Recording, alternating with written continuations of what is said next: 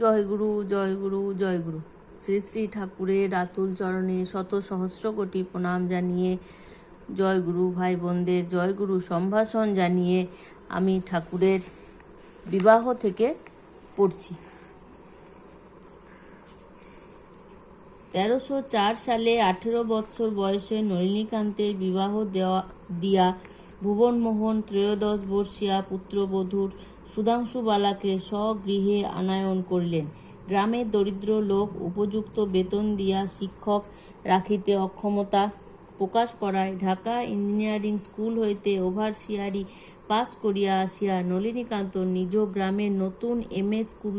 স্কুলে শিক্ষকতা করিতে লাগিলেন।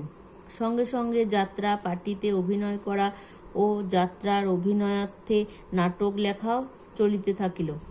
তিনি শৈবা ও বেহুলার ভূমিকায় অভিনয় করিতেন। মেয়ে সাজিলে তাহাকে মানাইত ভালো। ভগবতীর বিবাহ নামে একখানি নাটকও তিনি লিখিয়াছিলেন। অন্যের লেখা নাটক অভিনয়ে তাহার ভাবের অন্তরায় হয় বলিয়া তিনি তরণী সেন বধ নামক একখানি নাটক রচনা করিয়া নিজে তরণী সেনের ভূমিকায় অভিনয় করিতেন। এই নাটকে তাহার অজ্ঞাতসারে লেখনী মুখে রাবণের কতকগুলি উক্তি, যাহা তখন কপট অভিনয়ে বিষয় ছিল, তাহা কিরূপে ক্রমশ বাস্তবে পরিণত হইয়াছে তাহা তাহার পরবর্তী জীবনে দেখিতে পাওয়া যাইবে। ঠাকুরের চাকুরি গ্রহণ।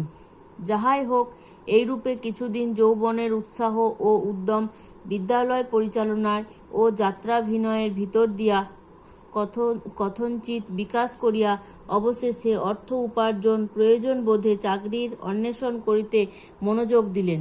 এই সময় দিনাজপুর জেলার বোর্ডের একজন ওভারসিয়ারের পদ শূন্য হওয়ায় নলিনীকান্ত ওই পদপ্রার্থী হইলে জেলা বোর্ড কর্তৃপক্ষ কর্তৃক তিনি ওই পদে নিযুক্ত হন। দিনাজপুরে কর্মে যোগদান করিবার কিছুদিন পরে ভুবনমোহন পুত্রবধূকে দিনাজপুরে পাঠাইয়া দিলেন, কারণ যে উদ্দেশ্যে পুত্রকে এত অল্প বয়সে বিবাহ দিয়েছেন, পুত্রবধূকে বাড়িতে রাখিলে পাছে সে উদ্দেশ্য ব্যর্থ হয়। প্রকৃতপক্ষে দিনাজপুরে এই চাকরি জীবন হইতেই নলিনীকান্তের দাম্পত্য জীবন আরম্ভ হয়। পুত্রের মন বধূর উপরে যাহাতে আকৃষ্ট হয়, ইহাই ভুবনমোহনের অভিপ্রেত ছিল।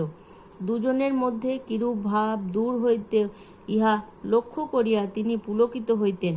তাহাদের ভাব ভালোবাসা দেখিয়া মাঝে মাঝে আশ্বস্ত হইতেন যে কুষ্ঠির গণনা হয়তো বা সত্য না হইতে পারে।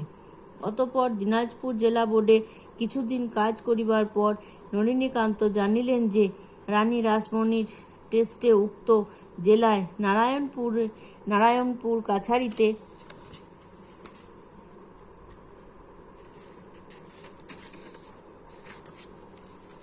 সুপারভাইজারের পদ শূন্য হইয়াছে।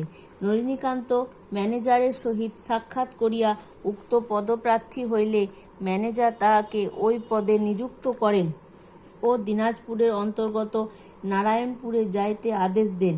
ওই কাছারিতে সপরিবারে বাস করিবার কোয়ার্টার্স ছিল, সুতরাং সপরিবারে বাস করিবার কোনো অসুবিধা নাই দেখিয়া নলিনীকান্ত কিছুদিন পরে পিতার আদেশ অনুক্রমে স্ত্রীকে তথায় লইয়া যান। প্রায় 6 মাস কাল তথায় বাস করিবার পর বাড়িতে লোকাভাব বিশেষ অসুবিধা হওয়ায় পুনরায় স্ত্রীকে কুতুবপুরে রাখিয়া আসিলেন। স্ত্রীকে বাড়িতে রাখিয়া যাইবার পর প্রায় 3 মাস অতীত হইয়াছে। এমন সময় একদা রাতে তিনি নিজের শয়নগৃহের শয্যার উপর বসিয়া জমিদারি সংক্রান্ত কাগজপত্র দেখিতেছিলেন। তখন রাত্রি অনুমান 8টা। সম্মুখে একটা বড় আলো জ্বলিতেছিল। জয়গুরু জয়গুরু জয়গুরু।